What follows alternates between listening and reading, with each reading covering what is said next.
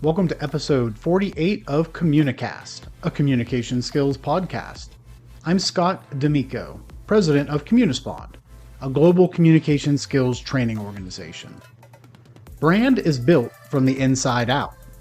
So if you want a strong brand, focus on internal communication first. My guest, Pam Nemec, is the founder and CEO of InsideOut, where she helps executives build leadership and communication systems. In this episode, we chat about the importance of focusing not only on what you say, but also how, where, and when. We discuss how to identify the various layers of your audience and why you should strive for reasonable. I hope you enjoy. Pam, thank you so much for joining me today. Thank you, Scott, for inviting me on. I can't wait to talk about the communication industry and how folks can improve their own skills. Definitely looking forward to it. Such an important topic because it really does impact every aspect of our life, whether it's at home with family or at work with colleagues, working on a big project, whatever it is. Communication and communication skills definitely going to play a big part of that. So to kick us off a little bit, Pam, why don't you just tell the listeners a little bit about you, your journey, and really what it is that you're doing today. Okay, well, I started my journey about 30 years ago, actually, and graduated with a degree in mass communication and a minor in writing. So I always knew that this would be the direction I wanted to go. And honestly, I've had kind of a unique path to where I ended up. Started as a PR director for a children's home and worked through various jobs, but I ultimately landed at a large corporation where I started as a marketing manager. But I worked my way through the organization and ended up as the senior vice president of HR, brand communications, and brand culture for a restaurant brand that had about 900 restaurants. We were in 13 states. And of course, we had multiple offices also scattered about.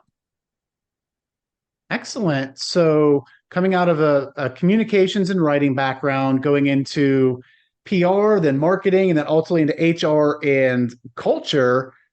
Yeah. Communication plays such a big part in all of those. So I'm really looking forward to the conversation. And I would imagine throughout that time, you've experienced some great communicators, some not so great communicators. But when you think about it, when you hear the term or you hear that somebody is a really strong communicator, what's the image that comes to mind for you? I think my image is probably a little different than others, and that's probably due to the perspective that I have and the career journey that I've had. And that is, I think that the best communication people out there are those that understand that in everything that you're doing, you're promoting your brand. You're promoting it inside your organization or you're promoting it outside your organization. And for me, I managed and led all of the internal efforts for communication. So meetings and events, all the leadership messaging, newsletters, all of those things that you think about when you're thinking about your employees and their experience. We created a lot of different fun events for people to be part of that were cultural based.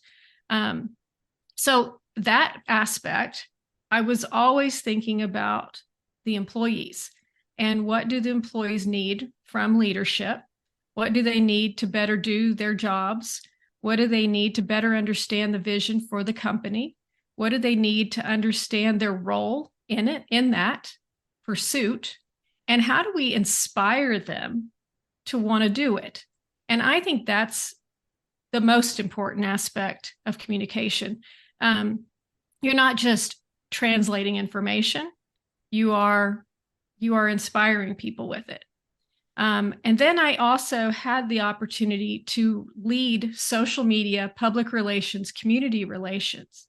So the connection between the inside of your organization and the outside of your organization is so critical. And if you can tap into the power of your culture to promote it to your customers, it becomes something really special. And building the platforms you need to do that, building the processes and systems you need to lead that way, you'll start to see that your brand is built from the inside out. And if you can understand that as a communicator, and you can help your leaders understand that, everything you do becomes a competitive advantage in your industry. And so that's, to me, what makes a strong communication person, someone who can think of it as, I'm not just communicating information, I am building a brand here. And that is an important aspect for me. The brand component is really interesting. And from my company, Communispond, our perspective, one of our core values is practice what we teach. We're a communication skills training organization, so that if our internal communications are a mess, or even worse, for external communications, whether it is somebody from sales, like the messaging that they're putting out, or our marketing messagings, or logistics, or billing, whatever it is, every single time we interact with a client or potential client, that's part of our overall brand, especially as a communication skills training organization. So I love this idea of, with communication, you build your brand. Yeah. And the other thing that I heard there was, as you're talking about, you were focused on the employees, right? Building that experience for them. And the parallel to, say, communication skills really is your audience. A great communicator always focuses on their audience. What's going to be important to them? What are they looking to get out of this? And then messaging appropriately, because that will ultimately build the culture. And you've hit on culture a little bit here. Yes. I don't know if there's anything else you want to kind of share, just some really maybe some tangible things that you did as you were thinking about using these communication internal tools and messages to reinforce and build the culture. Yeah, I think that, well, obviously, I'm a big believer in building a really strong culture, because what I've seen is, if you can get the inside of your organization right, the outside begins to take care of itself. And I think people know that. And I think people would say, they would nod their head in agreement and say that that's true. However, what they stop short of in many cases is, especially in growing organizations, ones that are scattered throughout multiple states or in multiple locations, that what they stop short of is really building the system needed in order to create that thread that needs to be pulled through to that customer. So what I teach and what I talk about are the elements that are needed in order to build those platforms, to build those systems, to build those processes that bring the vision of your culture to life. If you don't know what kind of culture you really want to create, then how do you get there? How do you know when you've even arrived at that destination? And in order to do that, you've got to determine, okay, what platforms am I going to need in order to communicate to this organization? What kind of messages do we need to be sharing? What is the cadence for that? Who's the messenger? And how do you start to develop a process and a system that is happening on a daily, weekly, quarterly, annual basis, that is sharing the information that your organization needs in order to become remarkable, either inside or outside the organization? And I think that that's a difficult part of building a larger corporation, is you have to fit that communication team into every aspect of the organization. They have to know and understand the business to a point that they can offer advice, they can offer guidance, and then they can also turn around and build those communication aspects of the that each of those departments might need. I found that when we did our best work, we were very much embedded into the project. We were very embedded into the organization. We were in the meetings, we were in the conversations, and we were able to understand things at a level that really provided better guidance to the leaders and to those who needed the actual communication to go out. Instead of just taking orders and saying, okay, tell me what you need, and then go off, write it, come back and present it. We sat in the room, and we had to be sometimes bold, a little courageous, push back a little bit and say, I know that that's what you're wanting to say, but let's think about these other aspects. Let's think about the audience, not just because there's never one audience. People have a tendency to want to placate the loudest voice in the room, or the loudest opinions in the room. And I think, going back to your initial question, what makes a great communicator is when you can be objective and you can step back and hear and understand all the different perspectives, all the different opinions, without putting your own personal bias in it, and say, know your customer, know your audience, and then develop the best response or the best communication in order to move past whatever issue you might be facing. One of the things that you said that really stood out to me was most people will nod their head and agree. Culture is very important. Yes, we all want to have a great culture at our organization, but they fall short of putting the processes and systems in place to do that. And oftentimes we'll say here is that communication, or the communication skills that we teach, they're common sense, but they're not common practice.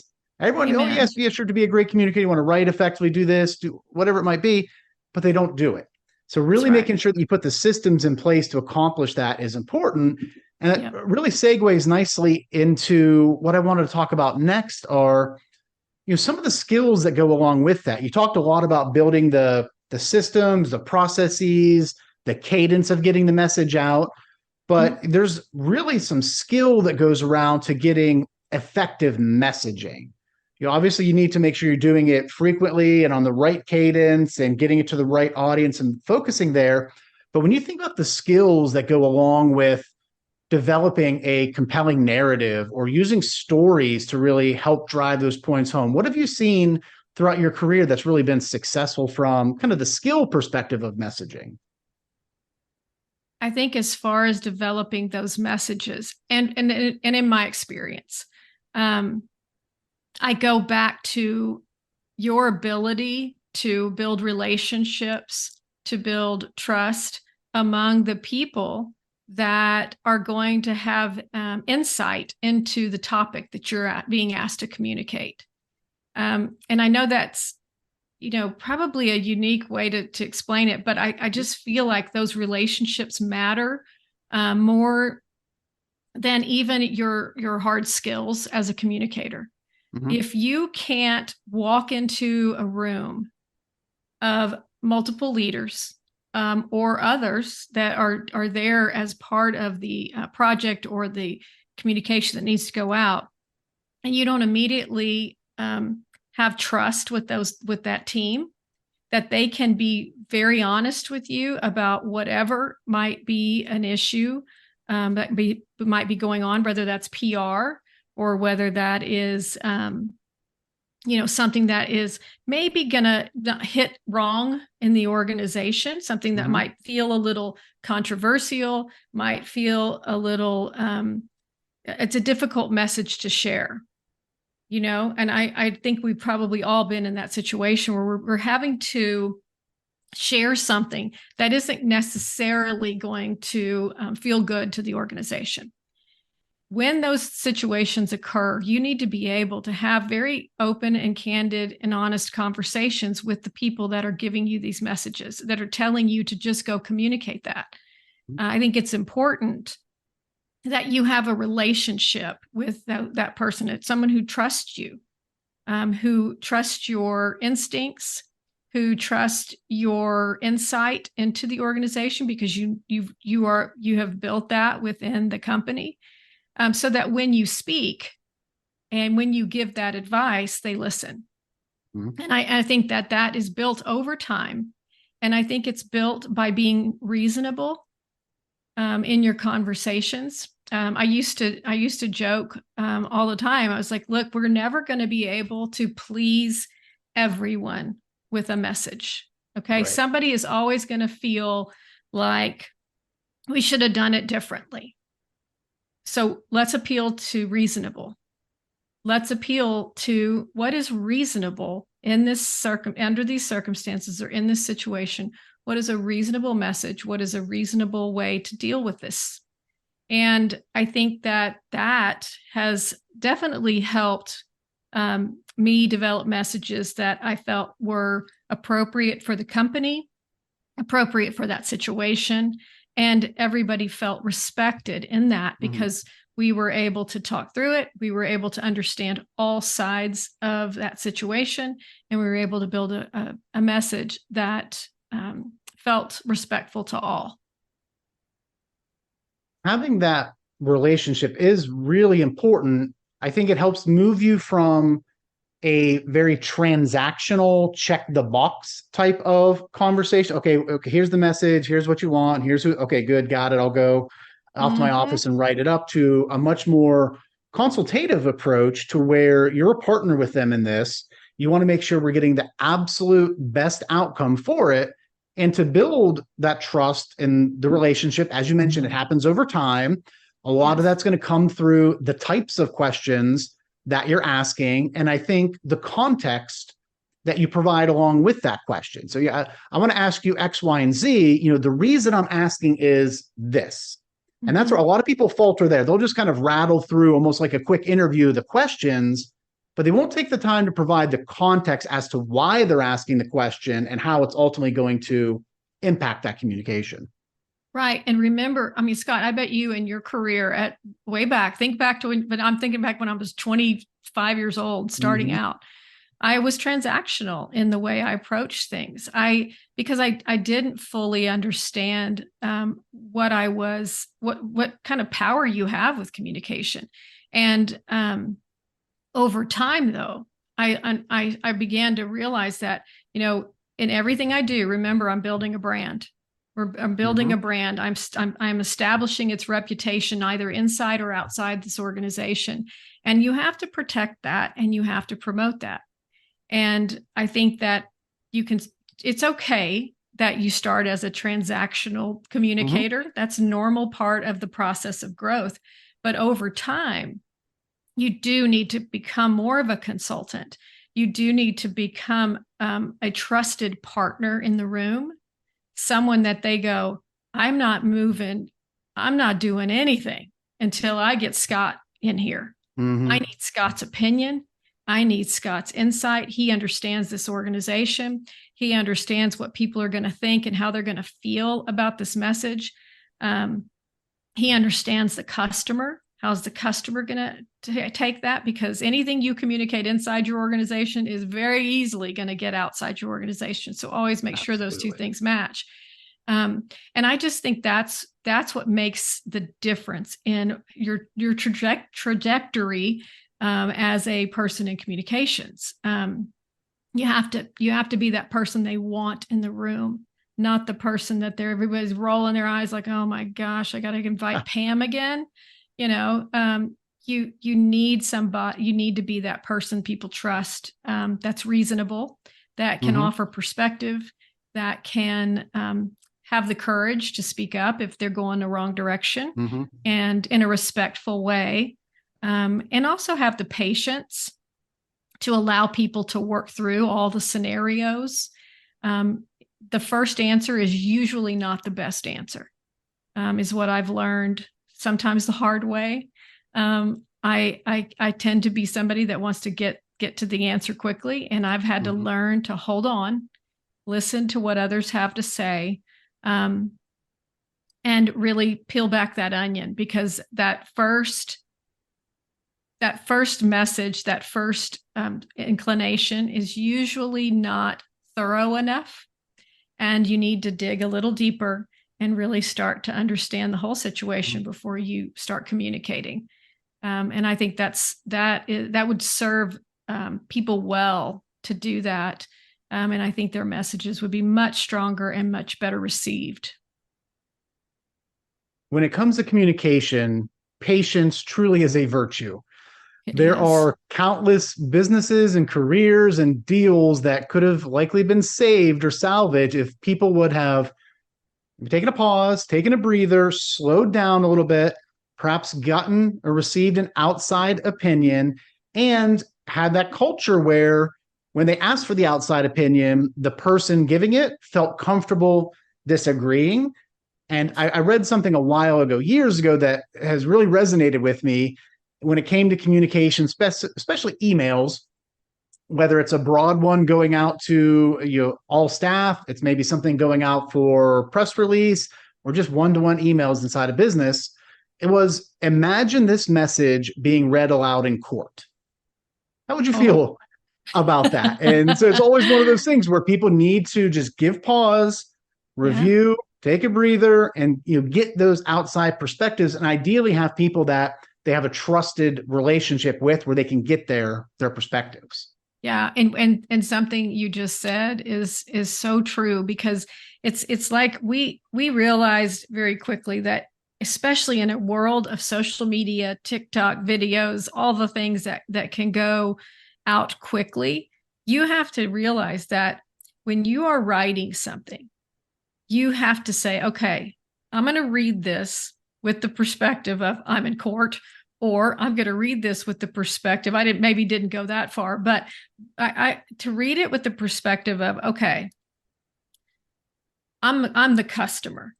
Mm-hmm. I'm the customer, and my customer is blue collar, hardworking, male. How are they going to receive this message? Okay, mm-hmm. Now I'm the employee, and I've been here only 2 years. Okay, I'm the employee who's been here 10 years. Okay, I'm the employee who's been here 20. Everybody will have a different perspective in the way they take that message. And if you can slow down and really realize that you're speaking not to one audience, you're speaking to multiple audiences when you consider the perspectives people have on the way they receive that message. And I think that's, it's hard to do. And like I mm-hmm. said, you're never going to please everyone, but you've got to get to reasonable. And at that point, it's hard to argue with anything because it's a reasonable response. Nobody's perfect. And even when companies make mistakes, and they do, they have to be able to respond in a way that feels like people go, that was a reasonable answer, and I understand why that happened. And I appreciate that apology. I appreciate that explanation. Mm-hmm. And therefore, I'm going to continue to do business with them, right? Same goes for your employees and the culture that you're trying to build and the experience you want for them. Employees want the same respect. Mm-hmm. People want to be respected, and the way you respect people is by communicating them in a way that feels like you've taken the time to care about that individual in the seat that's reading that. The concept of communicating to multiple audiences is critical. And oftentimes people think, okay, my audience is my employees. My audience is our potential customers or our current customers. But as you said, within those groups, there are so many segments and sub-segments that you have to think about. So if you can get to reasonable, ideally, you're going to have the most success because you'll be able to reach the broadest part of the audience, and you're never going to make everyone happy all the time. So get to reasonable. I love that. Yeah. We've hit on a number of things already, Pam, just from throughout your experience in your career. But if you look back and had to pinpoint it down, or if I were to ask somebody that worked closely with you or knew you very well, what was the one communication skill that really helped Pam get to where she is today? What might they share with me? I think people would tell you that I was very honest, and I was willing to speak up in situations that were challenging. um, and that I was honest and trustworthy. I hope that's what people would say about me, and that I offered a perspective that brought value in the room. And those are pieces of my career that I've tried to cultivate over time, and I've had to learn it. I've had to learn to not, like, again, take that first thought and say that's the answer. I've had to learn to listen and respect other opinions that are in the room, because I have always found that everybody has something to offer that is going to be helpful to whatever effort, project, communication, doesn't matter. It's just listening to people and being respectful of that, I think has been extremely helpful in my career. So that's what I would say. And I would also tell people out there who are early in their career and maybe have not yet established the reputation that you get to establish over 20 years in one company, is don't be timid. Don't be so timid that you are just there to take an order and go build a communication. Granted, you have to build a relationship to be able to speak up. But I think speaking up is an important aspect of being a valuable member of a team. And that's something that I know women struggle with at times. They think, well, I need to be careful because if I say that, they're going to think this and so on. And I get it. But over time, you're going to have to learn to be confident and comfortable speaking up and sharing your opinion, because I promise you, if you're thinking it, other people in the room are thinking it too. And they're going to be grateful that you said something that they just weren't comfortable saying. Absolutely agree. And it's something that I've struggled a lot with, especially early on in my career, was speaking up. And I've had feedback before that oftentimes I was just too quiet in meetings. It's partially my style where I listen, I think through things, and I'm not just going to be the one out there talking for the sake of talking. But yeah, sometimes you need to get outside of your comfort zone a little bit to make sure that you are building that internal brand for the right reasons. And so if I think of what I heard from you, Pam, honest, trustworthy, willing to speak up, open to other people's opinions, perspectives, and then you want to add value, right? So you have this brand for you. Who throughout your career has helped you build that style or that brand, so to speak? Who is somebody that has influenced your communication style? There have been two leaders. I mean, I've worked with some really great people. I got to tell you, I mean, I came from a culture that I absolutely loved. And I've worked with so many good people at the top levels, all the way down to the front line. And I've loved that. But there are two people that stand out to me as really shaping the kind of leader I became. And that is a guy named Preston Atkinson, who was the CEO of the company, and Leonard Mazzocco, who was one of my leaders, actually a couple of times in my career. We kind of kept we did so many different things, and he became a COO at one point. Then he was also in training, so there was all types of ways I interacted with these guys. But what I loved about their leadership, specifically both Preston and Leonard, but in Preston's case, he taught me that everybody's opinion matters. It doesn't matter what level you are. It doesn't matter what role you play. He understood that listening to the experiences of every level in the organization and understanding their pain points that they were trying to navigate would make us better. And he took the time, he had the patience, and he rolled up his sleeves and understood that this company won't run as well if we don't listen to all the people out there and really care about their opinions. And I saw him level the playing field. That's what I call it. He leveled the playing field. And, there have been times in my career where I've worked in situations where there were only a few voices that the leader would listen to, right? Just because of level. And I think that's such a dangerous way to lead, because when that happens, you're not getting a full picture of what the impact that decision is going to have on the organization. And in Preston's case, he made sure that he understood the impact a decision was going to make by understanding everybody from the top to the front line.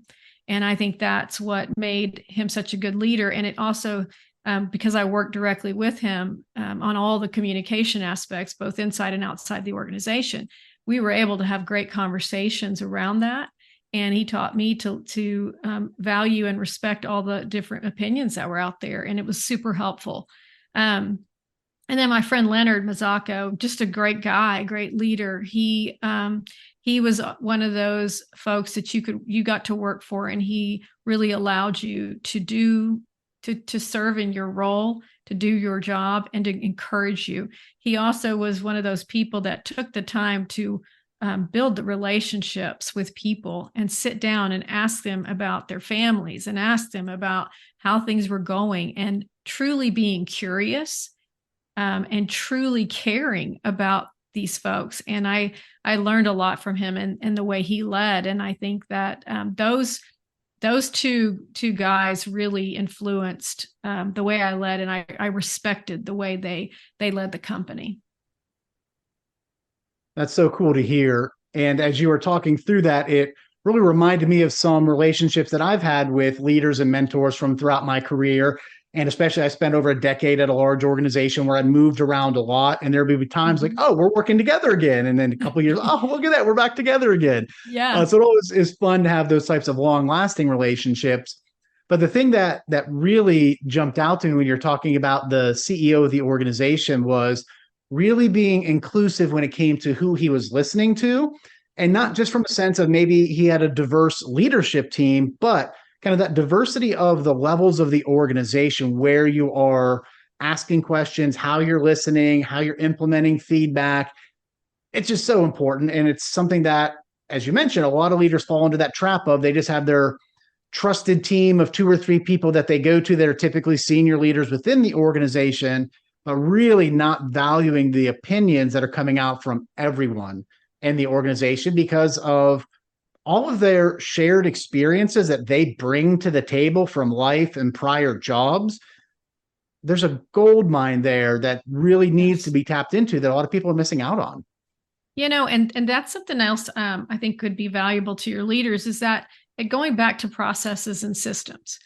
The larger your organization gets, the harder it is to bring people together to collaborate, to really make those decisions together. And that's where processes and systems come in. And now there will be people that go, ugh, that's going to take too long. That's micromanaging and so on.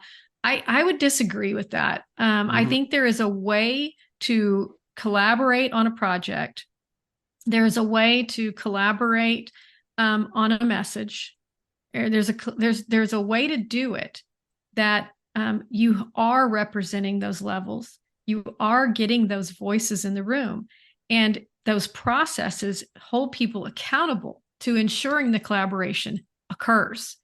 Because as you get bigger and bigger as a company, every leader that you have, and I mean, I'm not talking about the top 10, I'm talking about every leader in your organization, may not be inclined to go over and talk to the marketing guy or talk to the guy in operations or understand how that decision is going to impact training or really understand how these things all work together. Because why? It's going to take too long. And so when that happens, that's when the collaboration and the communication starts to break down. But if you have systems that ensure people come together, ensure people collaborate, then it won't start to erode. But if you don't have that, it's kind of up to the leader's style, whether or not they're going to go talk cross-functionally to the other folks in the company. And that's where I think you get on a slippery slope.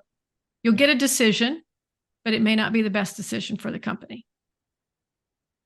And quite honestly, with all the technology that's available today that enables those types of communications and collaborations, there really is no excuse for not communicating up, down, and across the organization. Pam, as we are wrapping up here, what closing piece of advice would you have to somebody listening to this, whether they're maybe fresh out of college, entering the job force, maybe they're coming out of school, starting their own business, they're an entrepreneur, mid-career, ready to make a hard left, completely change tracks. What advice would you have to them around the importance of the skills that we discussed today? I have seen great leaders who were so good in their field. Say they were great operators. They were great financial guys. They were great marketers. But for some of them, they didn't have the communication skills they needed to actually propel their careers. I think communication for yourself and communication within an organization are critical to the way your career will either excel or not. Learning how to communicate your ideas, learning how to collaborate with others, learning how to ensure that people are on the same page is so important. And I would say that the other bigger piece of advice I would give is remember that in everything you're doing, large or small, you are representing your brand. You're representing that brand's culture. You're representing that brand on the inside and the outside of your organization. So to be respectful of that, to be mindful of that, and know that your job as a communicator is really one that's so much more important than that message on a piece of paper. The purpose behind that message is really about building a brand that your employees and your customers and your suppliers or your franchisees, whoever is part of that organization, can be proud of. And as a communicator, I think we're the gatekeepers on that. And I think it's a fun job. And finding the right organization to do that for is something that will be something that they will learn to love if they can find the right organization to do that in. That is fantastic advice. Pam, thank you so much for joining me today. I really enjoyed our conversation. I think the audience will get a lot out of this, and I hope you have a great rest of your day. Thanks, Scott. It was fun. Take care. A special thanks again to my guest, Pam Nemec. Pam's insights on how the first answer often isn't the best one, and why you should dig deeper with questions and listening is crucial for maximizing results. Often, if you move too quickly, you're going to miss something or even solve for the wrong issue. If you are looking to improve your communication skills, be sure to subscribe to Communicast so that you can continue to learn from my guests with each new episode. And if you have found value in the show, leaving us a rating or review would be appreciated. Thanks, and have a great day.